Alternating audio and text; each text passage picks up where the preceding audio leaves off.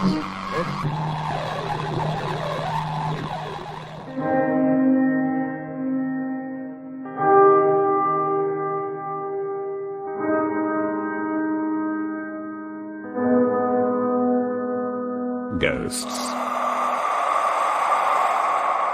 by Ari Maupassant. Just at the time when the Concordat was in its most flourishing condition, a young man belonging to a wealthy and highly respected middle-class family went to the office of the head of the police at P and begged for his help and advice, which was immediately promised him. "My father threatens to disinherit me," the young man then began. "Although I have never offended against the laws of the state, of morality or of his paternal authority, merely because I do not share his blind reverence for the Catholic Church and her ministers. On that account he looks upon me, not merely as latitudinarian, but as a perfect atheist, and a faithful old manservant of ours, who is much attached to me, and who accidentally saw my father's will, told me in confidence that he had left all his property to the Jesuits. I think this is highly suspicious, and I fear that the priests have been maligning me to my father. Until less than a year ago, we used to live very quietly and happily together, but ever since he has had so much to do with the clergy, our domestic peace and happiness are at an end. What you have told me," the official replied, "is as likely as it is regrettable, but I fail to see how I can interfere in the matter. Your father is in full possession of all his mental faculties, and can dispose of all his property exactly as he pleases. I also think that your protest is premature. You must wait until his will can legally take effect, and then you can invoke the aid of justice. I'm sorry to say that I can do nothing for you." "I think you will be able to," the young man replied, "for I believe that a very clever piece of deceit is being carried on here." "How? Please explain yourself more clearly." "When I remonstrated with him yesterday evening, he referred to my dead mother, and at last assured me, in a voice of the deepest conviction, that she had frequently appeared to him, and had threatened him with all the torments of the damned, if he did not disinherit his son, who had fallen away from God, and leave all his property to the church. Now I do not believe in ghosts." "Neither do I," the police director replied, "but I cannot well do anything on this dangerous ground, if I had nothing but superstitions to go upon. You know how the church rules all our affairs, since the Concordat with Rome, and if I investigate this matter, and obtain no results, I'm risking my post. It would be very different if you could adduce any proofs for your suspicions. I do not deny that I should like to see the clerical party, which will, I fear, be the ruin of Austria, receive a staggering blow. Try, therefore, to get to the bottom of this business, and then we will talk it over again." About a month passed without the young latitudinarian being heard of, but then he suddenly came one evening, evidently in a great state of excitement, and told him that he was in a position to expose the priestly deceit which he had mentioned, if the authorities would assist him. The police director asked for further information. "I have obtained a number of important clues," the young man said. "In the first place, my father confessed to me that my mother did not appear to him in our house, but in the churchyard, where she is buried. My mother was consumptive for many years, and a few weeks before her death she went to the village of S, where she died and was buried. In addition to this, I found out from our footman that my father has already left the house twice, late at night, in company of X, the Jesuit priest, and that on both occasions he did not return till morning. Each time he was remarkably uneasy and low-spirited after his return, and had 3 masses said for my dead mother. He also told me just now that he has to leave home this evening on business, but immediately he told me that our footman saw the Jesuit go out of the house.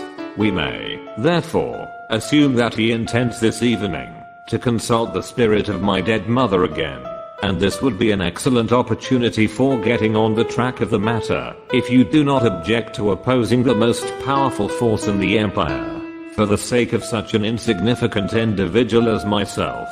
Every citizen has an equal right to the protection of the state, the police director replied, and I think that I have shown often enough that I'm not wanting encouraged to perform my duty, no matter how serious the consequences may be.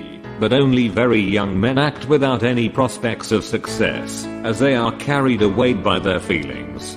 When you came to me the first time, I was obliged to refuse your request for assistance, but today your shares have risen in value. It is now 8 o'clock, and I shall expect you in 2 hours' time here in my office. At present, all you have to do is to hold your tongue. Everything else is my affair. As soon as it was dark, 4 men got into a closed carriage in the yard of the police office and were driven in the direction of the village of S. Their carriage, however, did not enter the village, but stopped at the edge of a small wood in the immediate neighborhood. Here they all 4 alighted. They were the police director, accompanied by the young latitudinarian, a police sergeant and an ordinary policeman, who was, however, dressed in plain clothes. The first thing for us to do is to examine the locality carefully, the police director said. It is 11 o'clock and the exercisers of ghosts will not arrive before midnight, so we have time to look round us and to take our measure. The 4 men went to the churchyard, which lay at the end of the village, near the little wood. Everything was as still as death, and not a soul was to be seen. The sexton was evidently sitting in the public house, for they found the door of his cottage locked, as well as the door of the little chapel that stood in the middle of the churchyard. "Where is your mother's grave?" the police director asked, but as there were only a few stars visible, it was not easy to find it, but at last they managed it, and the police director looked about in the neighborhood of it. "The position is not a very favorable one for us," he said at last. "There is nothing here, not even a shrub, behind which we could hide." But just then, the policeman said that he had tried to get into the sexton's hut through the door or the window, and that at last he had succeeded in doing so by breaking open a square in a window, which had been mended with paper, and that he had opened it and obtained possession of a key which he brought to the police director. His plans were very quickly settled. He had the chapel opened and went in with the young latitudinarian. Then he told the police sergeant to lock the door behind him and to put the key back where he had found it, and to shut the window of the sexton's cottage carefully. Lastly, he made arrangements as to what they were to do in case anything unforeseen should occur, whereupon the sergeant and the constable left the churchyard and lay down in a ditch at some distance from the gate, but opposite to it. Almost as soon as the clock struck 11:30, they heard steps near the chapel, whereupon the police director and the young latitudinarian went to the window in order to watch the beginning of the exorcism, and as the chapel was in total darkness, they thought that they should be able to see without being seen. But matters turned out differently from what they expected. Suddenly, the key turned in the lock, and they barely had time to conceal themselves behind the altar before 2 men came in, one of whom was carrying a dark lantern. One was the young man's father, an elderly man of the middle class, who seemed very unhappy and depressed. The other the Jesuit Father K, a tall, thin big-boned man, with a thin, bilious face, in which 2 large grey eyes shone restlessly under their bushy black eyebrows. He lit the tapers, which were standing on the altar, and then began to say a requiem mass, while the old man knelt on the altar steps and served him. When it was over, the Jesuit took the book of the Gospels and the holy water sprinkler, and went slowly out of the chapel, while the old man followed him, with a holy water basin in one hand and a taper in the other. Then the police director left his hiding place, and stooping down, so as not to be seen, he crept to the chapel window, where he cowered down carefully, and the young man followed his example. They were now looking straight on his mother's grave. The Jesuit, followed by the superstitious old man, walked 3 times round the grave. Then he remained standing before it, and by the light of the taper he read a few passages from the gospel. Then he dipped the holy water sprinkler 3 times into the holy water basin, and sprinkled the grave 3 times. Then both returned to the chapel, knelt down outside it with their faces toward the grave. and began to pray aloud, until at last the Jesuit sprang up, in a species of wild ecstasy, and cried out 3 times in a shrill voice, "Exsurge! Exsurge! Exsurge! Arise!" Scarcely had the last word of the exorcism died away when thick, blue smoke rose out of the grave, which rapidly grew into a cloud, and began to assume the outlines of a human body, until at last a tall, white figure stood behind the grave, and beckoned with its hand. "Who art thou?" the Jesuit asked solemnly, while the old man began to cry. "When I was alive, I was called Anna Maria B. the ghost replied in a hollow voice. "Will you answer all my questions?" The priest continued. "As far as I can.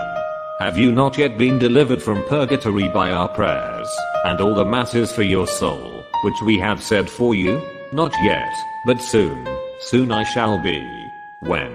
"As soon as that blasphemer, my son, has been punished." "Has that not already happened? Has not your husband disinherited his lost son, and made the church his heir, in his place?" "That is not enough. What must he do besides?"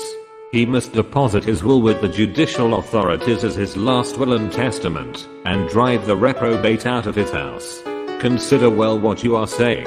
Must this really be?" "It must, or otherwise I shall have to languish in purgatory much longer," the sepulchral voice replied with a deep sigh, but the next moment it yelled out in terror, "Oh, good Lord!"